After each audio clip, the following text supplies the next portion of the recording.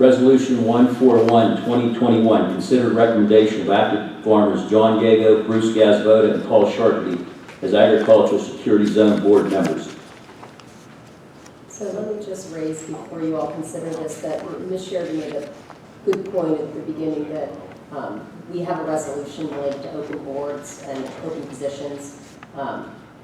You could consider not tabling it today, posting something, and when you post something on the internet, you can actually describe what it is. You can cite to the statute, you describe the board, who's on it, and what their duties are, and then it's of interest to people, and then just come back. Make a motion to table this. Well, I was saying to Tommy, I think they have a board already, because I know Brian McConnell was on it. Elizabeth. There is a board, and it met a long time ago. I think not since 2000. But they have other duties other than adding to the ag security area. This particular board statutorily has duties related to, they advise you all and work with the Planning Commission in relation to proposed establishment, modification, and termination of ag security areas. They render expert advice relating to desirability of the action, and advice related to nature of farming and farm resources within the area. So they have a broader. They do not a charter, but a board, like an outline. So I don't think they were required to meet any certain amount of time, other than just to do duties as if they came up. Sure, statutorily it just says there is a board, and these are the things they should be doing. Now, the suggestion is at the table is until put it on the website. yeah, We have a you motion can add the and language in the second. statute to the website so that people understand what what the board is and what you're looking for, vote on in September, and perhaps even draft a little short resolution so that for your formal records, you have something that says, okay, this is the board and this is how you all have established it with terms and things like that. So Frank, you have a motion and a second? To table. All those in favor say aye. Aye. Aye.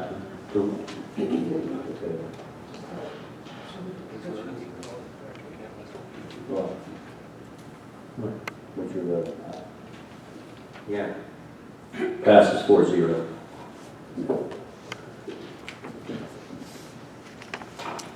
Resolution 142, 2021, consider a motion to appeal decision of the common pleas to Commonwealth Court related to the Omatick Zoning matter. In regards to Jeff speaking beforehand and saying that he was going to rezone the property, re-subdivide it, I would make a motion to consider not appealing the decision of the Court of Common Pleas to Commonwealth Court related to the Omatick zoning matter. I'm going to second that. Well, discussion as far as, this is residential, correct, right now? Correct. What's the time frame for this? So this wouldn't be due until mid-August, August 18th, I believe. And just that you all understand, and I've updated you with my legal advice, but there is a concern about someone saying they're going to subdivide and actually doing it. That was a concern throughout this hearing, which has lasted about a year now, in terms of the hearing and appeals. We would all, and the township would be happy if they did subdivide. That would resolve the problem, but I'm not sure it would be done before the time to appeal, which is mid-August, I'm sorry. It was August 18th. And I'll make that motion to the added condition on we at least get a letter from the property saying they get something. I would second that amendment. So you're saying if you got just a with a letter letter. saying they intend to do it, you don't want to appeal? Right. That's right. Okay, I would still have concerns that Right. it's just a letter that's might not ever get done.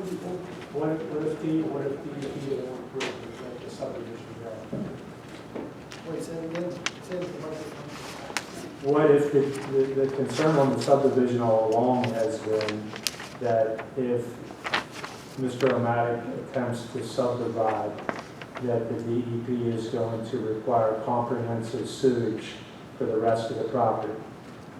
So it's not as simple as just getting an en bloc permit for the lot that he's intending to subdivide. So It might not be as straightforward as, yes, You all I just provide that as background that, although the intent might be there to subdivide, there might be an environmental impediment in the way. And just additionally, you all have my opinion on just the implications and precedent that some of the language in the order may set for other properties in the township. And that's, I already said that to you all for consideration, and that's something I think that's important for the township. And further to discussion, or I would lean on the side that the property owner would be permitted to do what he'd like within reason. Within reason. If there is a subdivision, there would be no problem. And even if there's an appeal and there's a subdivision, it's not a problem, because that cures the problem. And if the township wants to withdraw an appeal at some point in the future, Well, that's fine. as Dan said, that doesn't necessarily solve all the problem. There's still a matter of the on-lot disposal, right, Dan? That's the other issue. that would be part of the subdivision process. Well, but I think Jeff's getting rid of most of the trailers, right, Jeff? And the only thing you wanted to subdivide off was your house. My house. Them trailers aren't separate lots, are they? No. Well, they are, but they're not needed that way for tax reasons. I'm not against this or whatever, I'm just saying that there's been inquiries made to the DEP on this matter, and the DEP said that they are going to, they're gonna want all the trailers addressed too. Oh, the what? The trailers on the remainder of the property before they would approve a planning module. A planning module is required for any subdivision in the Commonwealth if you're creating a lot. That's So zoned, that's a requirement. it's zoned different. Why would they worry about that? Look, you can make the attempt, Mr. Omatick. I'm just saying that, I think we went down this route already. I think we were trying to look at a subdivision before, but that's the difficulty. Maybe they'll change their mind, but, I'm just telling the board that it's going to be a challenge. How many trailers are gonna be left? 4.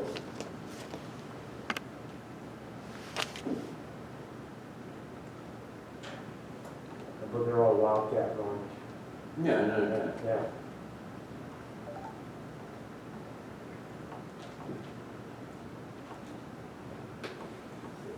The motion on the board is not to appeal the decision of the Court of Common Pleas. So a little tired of all the litigation going on as well. So I'm saying, do not appeal the decision of the Court of Common Pleas. Make that motion How soon you plan on subdividing? I'll start the process tomorrow. What's that? I'll start the process tomorrow. But they said that doesn't solve the problem. I thought it did.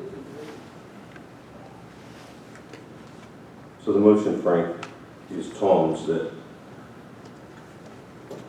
stated that there would be a letter put together for not to appeal the court decision from the Common Pleas Court, Commonwealth Court. But wait, I do have one more question with Dan. So if it takes the DEP a while to do anything more about it, what's the consequence to not having an appeal? Then you have no leverage to do anything. But if the DEP isn't going to allow something he wants to do, that has nothing to do with us on what they're dealing with, so he couldn't do things separate from us anyway. I mean, even if we were out of the picture, the DEP still has their permit in the process, right, Dan?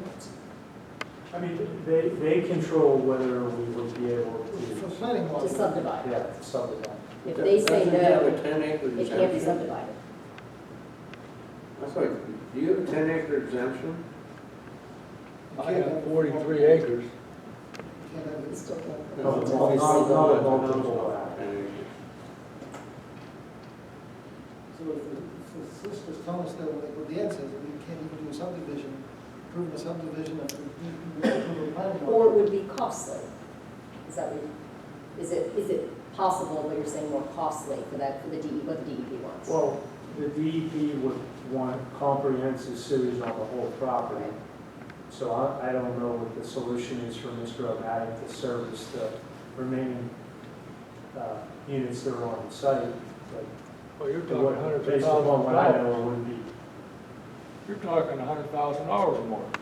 Yeah, again, we don't control that process. Yeah, we're not in that part of the process. Yeah, I'm just but I agree with Supervisor Cassiola. I mean, we're not one way or another. Just know that all I wanted you to know was the subdivision is not guaranteed. He can make application for it, he can make application for the planning module and see if it goes, but it's highly unlikely based upon what they know. Can we table this or not? The appeal deadline is mid-August. Pardon me? The appeal deadline is mid-August. It's just for the notice of the filing. We're having a, 17. yeah, we're going to be getting an advertisement. 16th. 16th. Is it 16 too late? That's nearly the middle, isn't it? No, I can get the exact date. Actually, that's how my For what report. objective, what would you be looking for, Tom?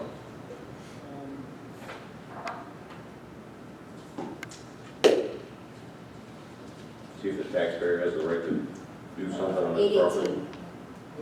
8/18, yeah.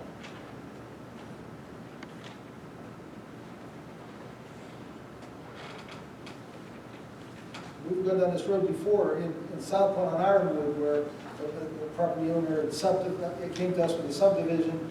He was legally entitled from our ordinance to subdivide some property there off of Ironwood. The neighbors around objected to it because all their sales literature showed that it was all supposed to be left as green space. Well, they wanted us to stop it, and we couldn't, so because sales literature doesn't affect how our ordinance is written. We had to approve that subdivision. They went to court, and the court ordered us to reverse that subdivision and take it off of them. So that basically the residents won on that issue. With the PEP, I think what Dan's saying, that if they don't go along with the subdivision, we won't have a subdivision, yet we'll still have that issue that set precedent for our ordinance if it's at least not appealed. Yeah, but what I understand is. How long would it take to, wait, one more thing. How long would it take to go through an appeal process once it's filed? So appeals to the Commonwealth Court are running about a year. I mean, you file the notice of appeal, and then there'll be a briefing schedule. That's probably be a couple months off, and then an argument will be scheduled, and then it's waiting for a decision, Well, how much, a year or so. so I mean, that would give him time to work on that, to see if he can go through that with the PEP right in. An investigator, yeah, sure. You know, she can't live in there for another year. Well, if we appealed and there's no issue with what Dan mentioned, it's still going to be that same year for Commonwealth Court to do what they're going to do. I mean, once if there's an appeal, whether it's based on the subdivision or not, it's still a year or more, like she said. So I can't get an occupancy permit for another year, so if you don't approve Well, it. if I guess not, if there's an appeal, Yeah, if you then appeal it could be settled out, right? I mean, it could be settled if they issue that permit that Dan's talking about, then the appeal could be dropped, right? But of course, it can always be withdrawn and a resolution reached another way. At least give us, Frank, we schedule a special meeting before our hearing on the 16th it is. 16th? That's at 7 and 6:30? There'll be a special meeting at 6:30 back on this, and then go right into the conditional use. Is everybody fine with that? Yeah. Eric, you okay? 6:30? August 16th? Yeah, well, you can deal with, we have a motion and Well, we make table. a new motion. Motion To to table the, you want, is that what you want? Yes, the table. Table this to, go ahead, Tom, you say it. To this special meeting on the 16th at 6:30 p.m. Do I have a second? I'm second. All those in favor say aye. Opposed? Passes 4-0.